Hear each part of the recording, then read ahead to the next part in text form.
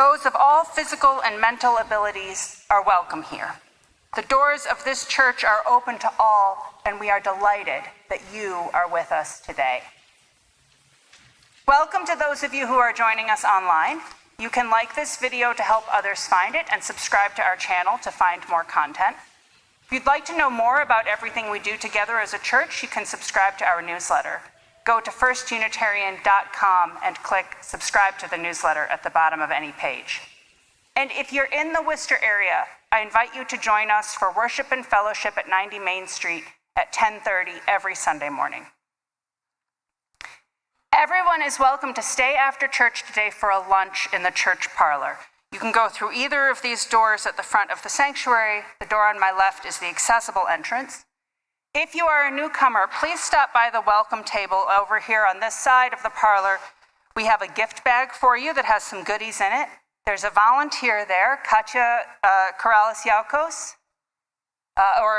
Karen Riley will be doing that this morning.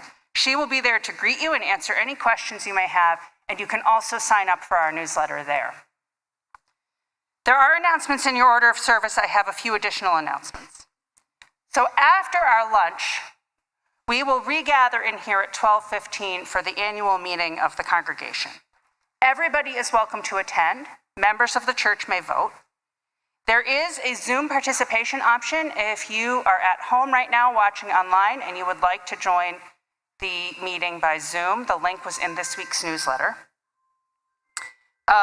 We will be considering a budget for 2025, electing leaders, thanking volunteers, and conducting the business of the church. So please come. The Social Justice Council is hosting a potluck celebration on Friday, February 7th in the evening to share information about our social justice ministries, build community, and have fun. Everybody's invited, especially if you are involved in one of our social justice ministries or would like to learn more, or even if you just like a potluck. You're welcome to come along Friday night, February 7th. This is the day the Lord has made. Let us rejoice and be glad in it. The doors of this church are open to all, to the uncertain and the boisterous, the disheveled and the flamboyant, the wanderer, the seeker, the finder, the lost, those who have glimpsed enlightenment and those who are still looking, the one who needs consideration, the one who tries kindness, the one who has almost stopped hoping, and the one who found hope again. None are left outside. All we ask is that the openness you find is the openness you give. Come in, step through the door, and hold it wide for the one who comes after. Let us worship together.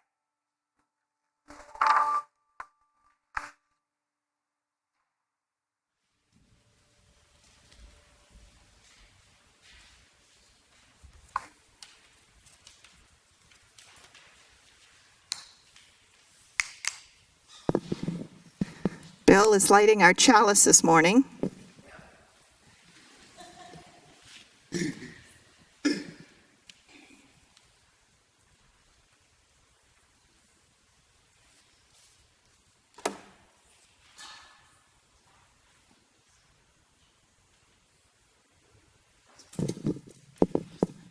In the spirit of love. Please rise in body or spirit to renew the covenant of our church with the words in your order of service and appearing on your screen. In the love of truth and in the spirit of Jesus, we unite for the worship of God and the service of all.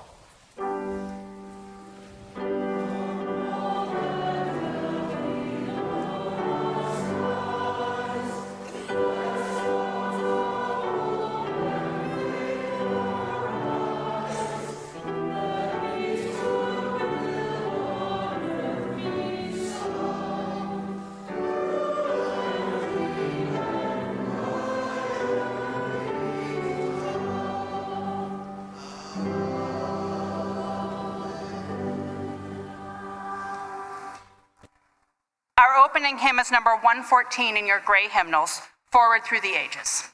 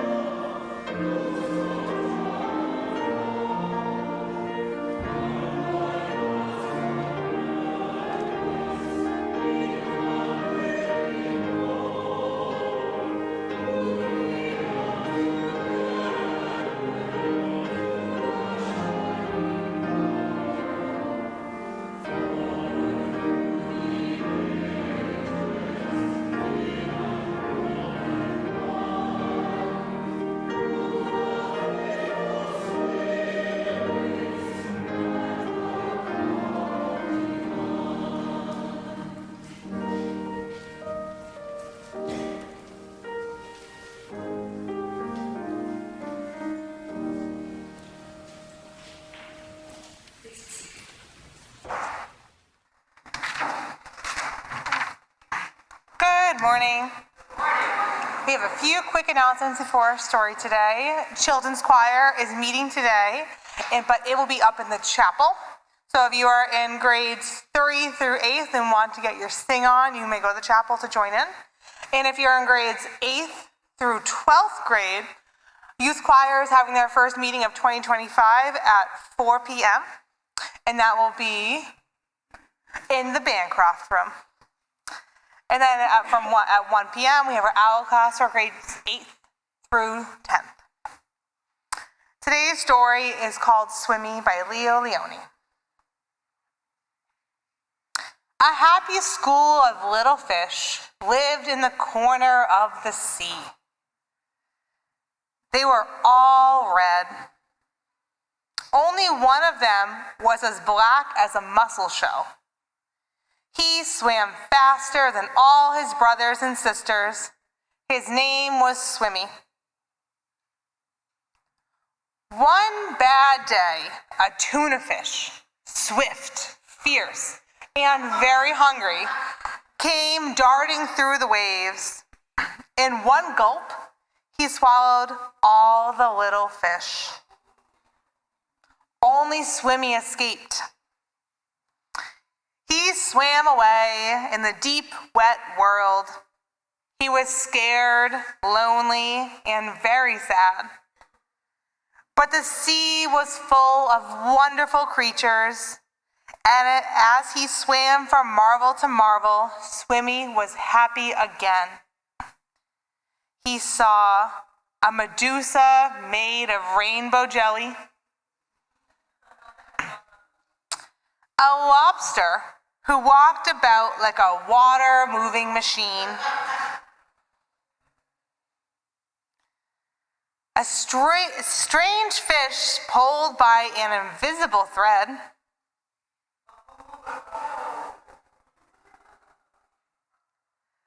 a forest of seaweeds growing from sugar candy rocks, an eel whose tail was almost too far away to remember, and sea anemones that looked like pink palm trees swaying in the wind. Then, hidden in the dark shade of the rocks and the weeds, he saw a school of little fish just like his own. "Let's go and swim and play and see things," he said happily. "We can't," said the little red fish. "The big fish will eat us all." "But you can't just lie there," said Swimmy. "We must think of something." Swimmy thought and thought and thought. Then, suddenly, he said, "I have it. We are going to swim all together like the biggest fish in the sea." He taught them to swim close together, each in their own place.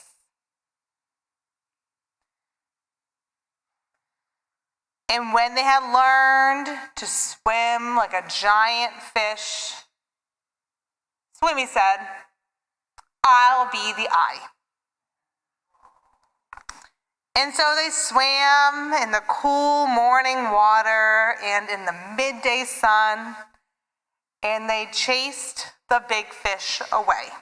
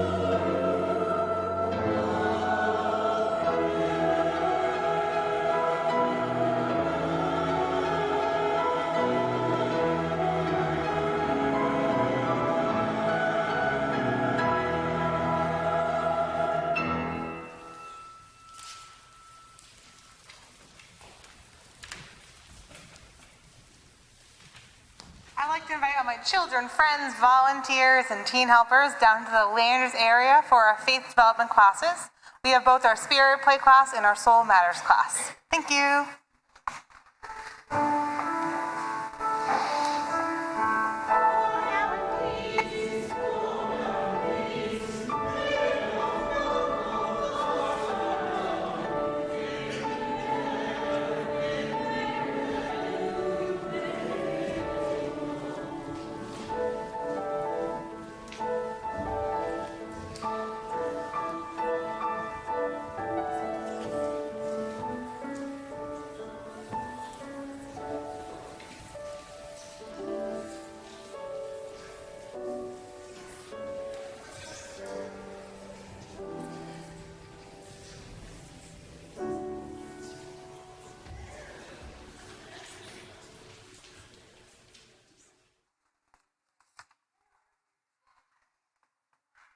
Please join me in the common prayer printed in your order of service and appearing on your screen.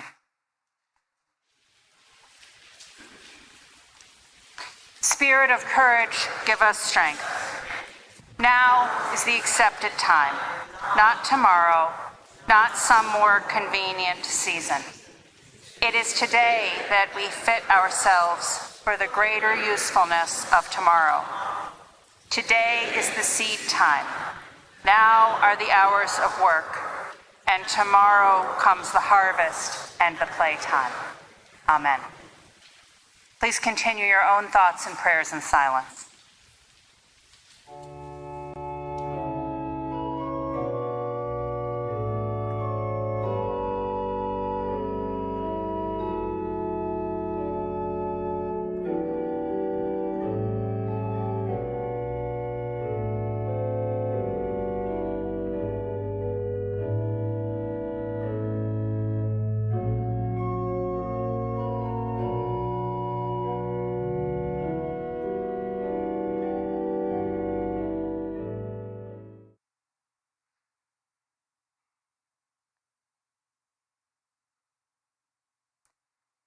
In this time of prayer and meditation, we share the joys and sorrows of our church with one another.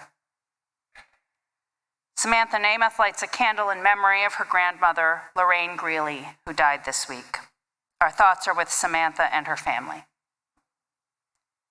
We light a candle for all who are ill, that they may find comfort and healing. John and Kathy St. Hilaire light a candle in memory of Frances St. Hilaire, John's mother, who passed away recently. And Maggie Boone lights a candle for her godfather, who is in a long but steady recovery from brain surgery. We hold these prayers of healing and memory in our hearts. We know there are those joys and sorrows that go unspoken among us. And so we reach out to one another in compassion as we say together the prayer of Jesus. Our Father, who art in heaven, hallowed be thy name. Thy kingdom come, thy will be done on earth as it is in heaven. Give us this day our daily bread, and forgive us our trespasses as we forgive those who trespass against us. And lead us not into temptation, but deliver us from evil. For thine is the kingdom, and the power, and the glory, forever and ever. Amen. Seth Popinchalk has served as the chair of our stewardship team this year, and he has a message of gratitude for us.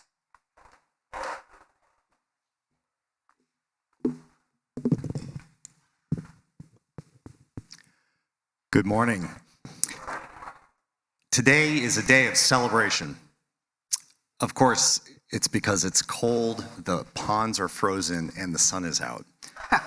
But also, it's a day that we can really celebrate how we've come together as a community to support this community and support this church.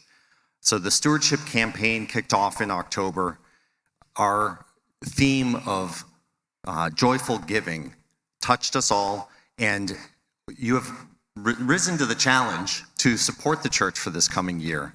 Many of you increasing your gifts, and I want to just say thank you and celebrate the commitment that you've all shown to this community and the love that we bring together in support of each other. I also want to particularly recognize the members of our stewardship team. So of course, Sarah Stewart works with me, but also Marjorie Conley and Jane Abbott.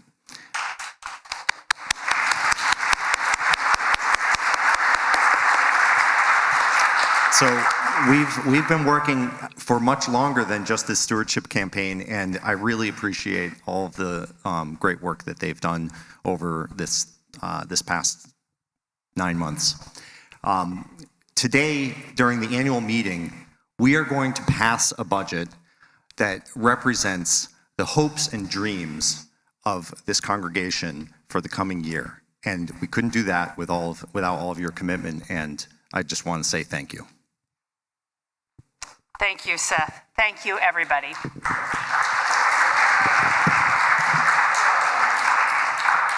I invite your generous gifts for the good work of First Unitarian Church.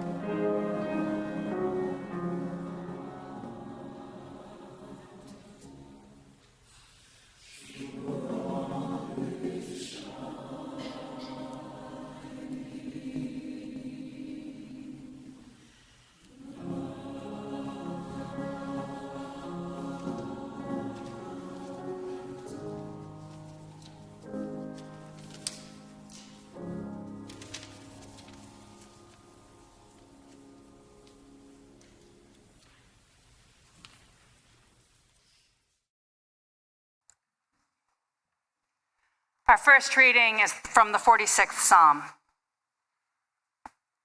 God is our refuge and strength, a very present help in trouble. Therefore, we will not fear.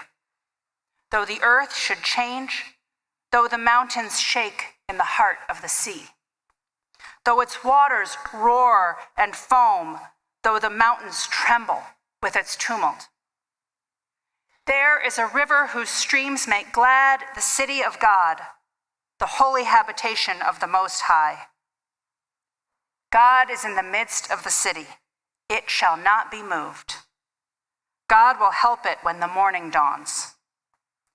The nations are in an uproar. The kingdoms totter. He utters his voice. The earth melts.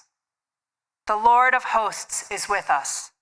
The God of Jacob is our refuge.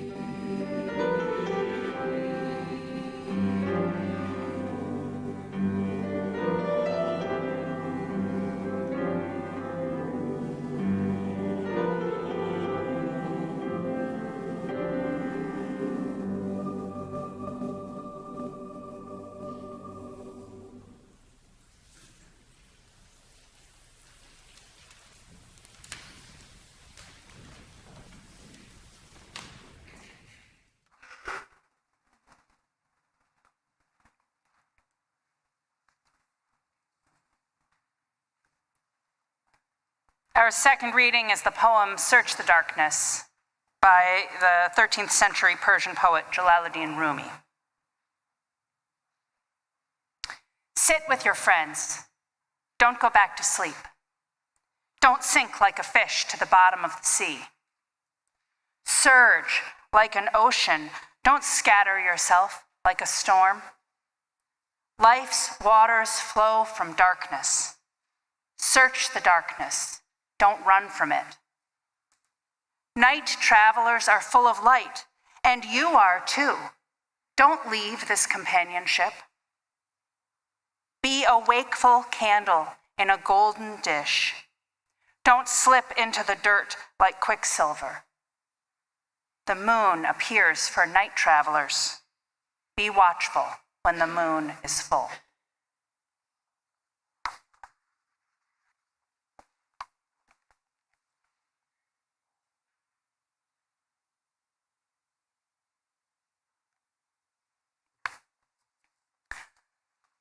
For all the work to put it together, I love annual meeting Sunday. There are a lot of details to get right. Your board is called the Prudential Committee here at First Unitarian Church, and the members of the Prudential Committee, along with our office administrator, Lisa McWalters, and our committee chairs, have all been working very hard for the past 6 or 8 weeks to make sure that every little thing is right, that you have a budget you can consider, that we have the Nominating and Leadership Development Committee has been working on finding new leaders. We want to make sure everyone has access to the information, that it's accurate, that we're being as transparent as we can. All of it ahead of this afternoon's meeting, which hopefully will only take about an hour. Committee chairs and staff submitted reports of their activities in 2024. Many of you said yes to being leaders for church groups in the new year, and others of you are stepping down after years of good work. So this annual meeting isn't easy, but it is one of our most sacred institutions. Democracy is at the heart of Unitarian Universalism.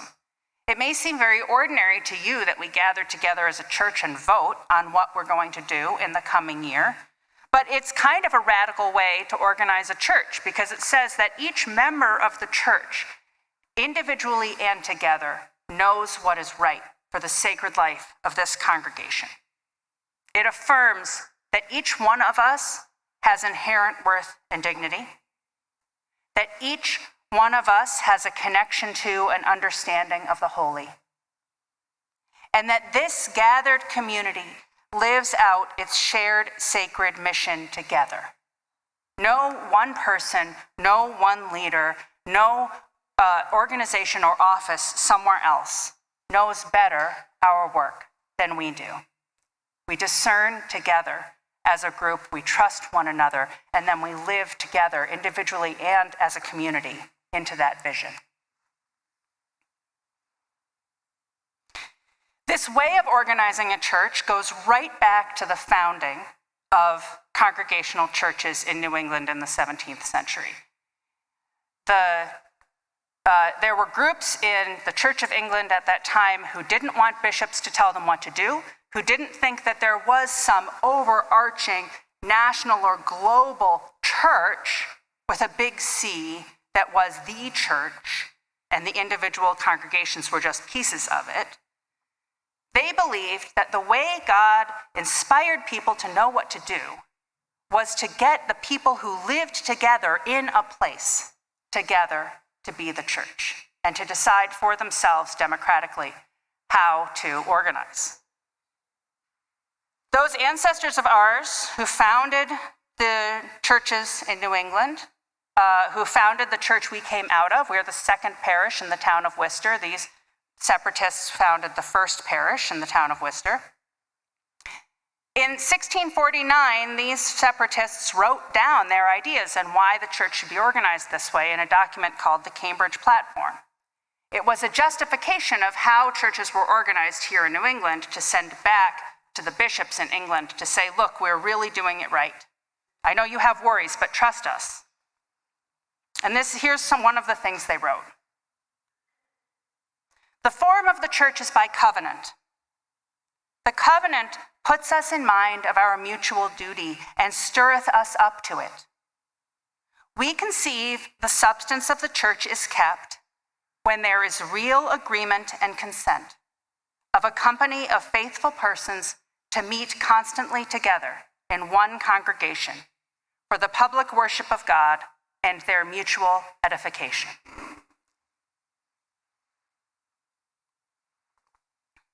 That's what we're doing at annual meeting. It's what we do every Sunday. We keep the covenant by coming together constantly in agreement and consent to carry out the mission of the church. Now, lest you think that serving in church leadership doesn't matter, I want to say that that quote is from chapter 4 of the Cambridge Platform, and the next 8 chapters are about church leaders. All the different kinds, what they're supposed to do, what their jobs are. Only 3 of the chapters are about membership. So the folks who wrote the Cambridge Platform, they understood the value of church leadership, including the minister. In the Cambridge Platform, the minister is one kind of leader among others. The congregation owns the mission, and the minister is a leader who preaches and teaches and provides guidance. The document is really clear that the minister is a spiritual leader, but everyone's spiritual life contributes to the life of the church. So I have come to see that my central task as your minister is to have a spiritual life, to tend to it and nurture it, and to share it with you. Church life can become about things to do, tasks to get done, all of those details that went into making this annual meeting happen, and those are certainly important. But there is a beating heart within the church that is more central than tasks. I deepen into my own connection to God through prayer, in silence, experiencing that my own connection is not based on my productivity and my ability to get tasks done, but simply on my existence. And in that silence, I become aware of a compassion that holds us all. This practice then helps me connect with other people, which is another aspect of my spiritual life. It's as though listening to the silence makes it easier to listen to others and not just mull over my own thoughts or the things I want to say next. And then, grounded in that connection and in that with the holy and with other people, I try to get out there, to make a difference where I can. Get out there in the natural world, get out there doing good when I can, get out there to remind myself of the big universe that holds me and this church and everything that we try to do. Lately, getting out there has been hiking. It grounds me where I am. I've been working on hiking across Massachusetts on the Mid-State Trail with a friend. We've hiked as far from the Rhode Island border to Princeton so far, over the course of, I think, 7 or 8 different days. All of these things help me deepen my spiritual life. I spend time in prayer, I spend time outdoors, I try to get out there and connect with others. And a lot of it I can do on my own. I can pray on my own, I can hike on my own. I'm sure that you have discovered the ways on your own that you can deepen your own spiritual commitments. But I can't live my entire spiritual life on my own.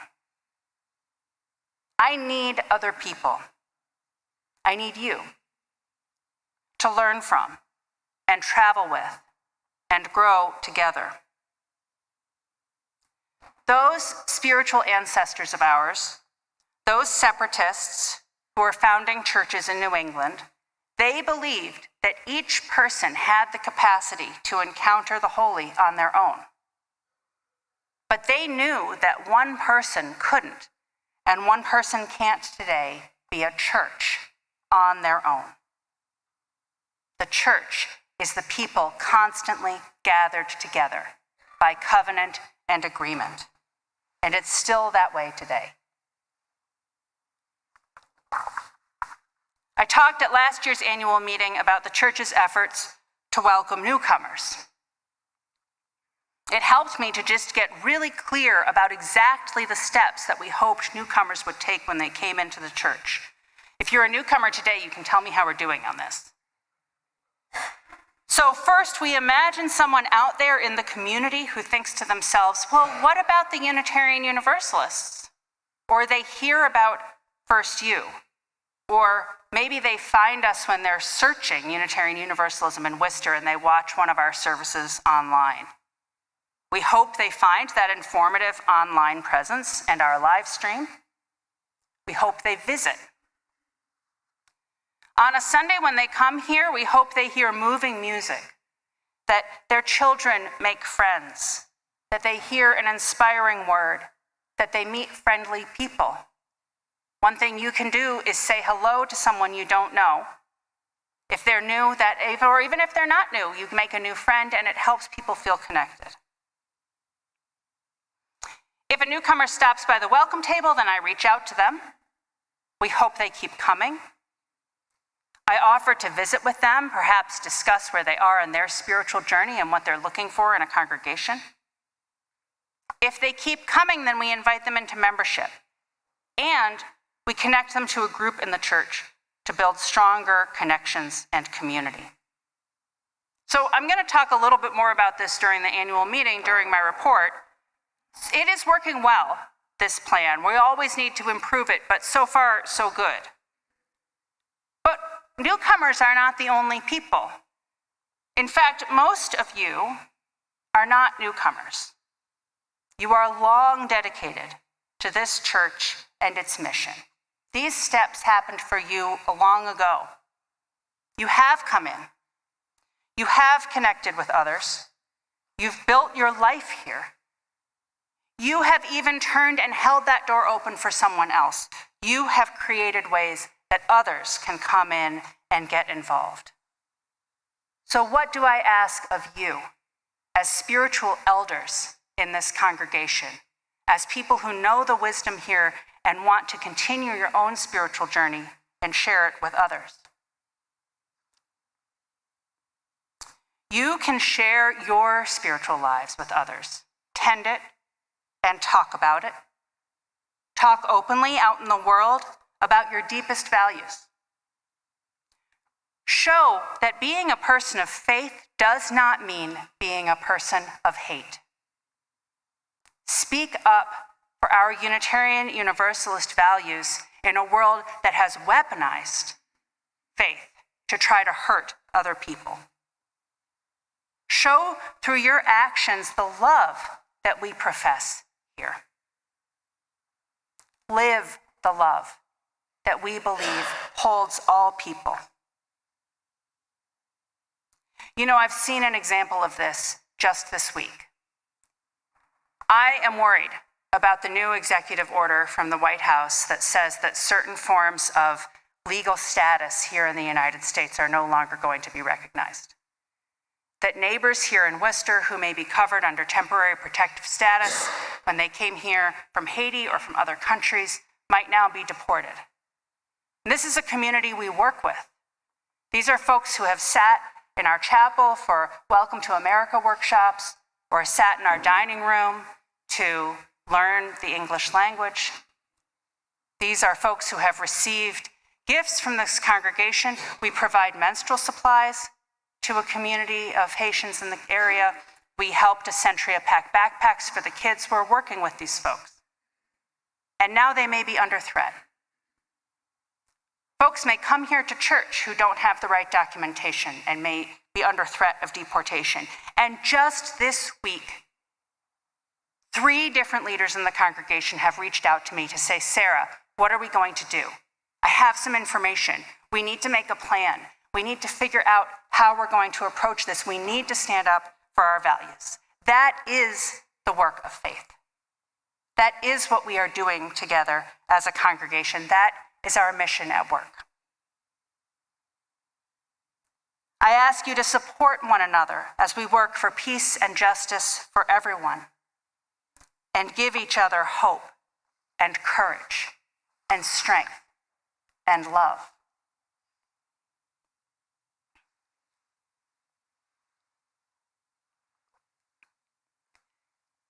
times when our values are under attack, when our social lives are hacked and monetized, when our nation's leaders treat some people like they're less than human.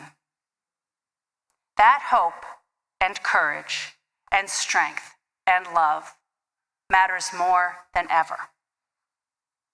I'm proud of our justice ministries and our music and the faith formation we offer children and adults. I'm proud of everything that we do together.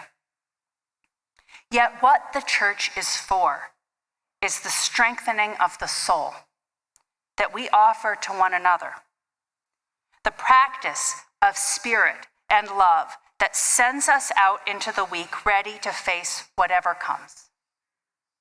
The church, which is us, which is you, charges us with the spirit that is greater when we are together than when we are alone. It gives us the power to do what is right in ways big and small, blazing a trail for others to follow. I love you all. Amen. Our closing hymn is number 113 in your gray hymnal, Where is Our Holy Church? Please rise and body your spirits.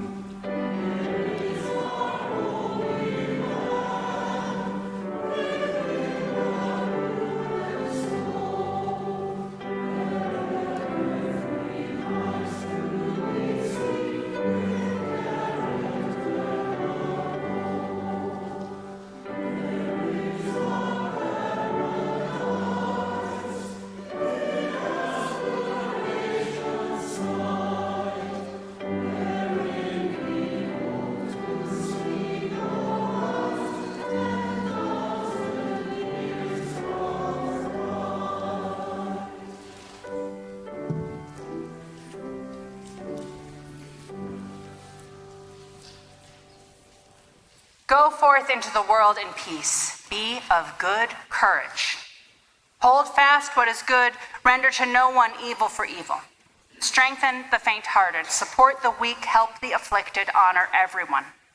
Love and serve the holy, rejoicing in the power of the Spirit forever. Amen.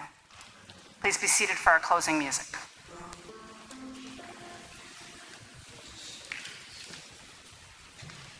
To love and sing, oh, how